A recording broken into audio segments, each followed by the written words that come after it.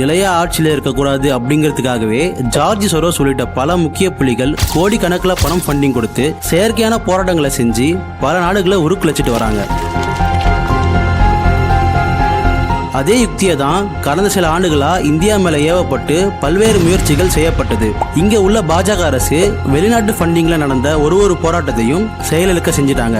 இந்த அந்நிய சக்திகளுக்கு பெரிய அளவுல கை கொடுக்கிறது ஊடகங்களும் சோசியல் மீடியா இன்ஃப்ளூயன்சர்ஸும் தான். ஊடகங்கள் ஒரு பக்கம் தங்களோட வசதிக்கு ஏத்த மாதிரி செய்திகளையும் கடந்த கால நிகழ்ச்சிகளையும் திரித்து வெளியிட்டு மக்களை ஏமாத்துறாங்க. இன்னொரு பக்கம் இந்த சோசியல் மீடியா இன்ஃப்ளூயன்சர்ஸ் உண்மைக்கு புறம்பான ஒரு கருத்தை தங்களோட வீடியோக்களை தொடர்ந்து சொல்லி மக்களை ஒரு பிரமைக்குள்ளேயே வச்சிருப்பாங்க. உதாரணத்துக்கு இந்தியா ஹங்கர் இண்டெக்ஸ்ல பங்களாதேஷ் கீழே இருக்கு, ஜனநாயகத்துக்கு மேல இருக்கு, இந்தியாவை விட பங்களாதேஷ் வேகமா வளர்ந்து வருதுன்னு சொல்லிட்டு இருந்தாங்க. ஆனா இப்ப பங்களாதேஷோட நிலைமையா பாருங்க.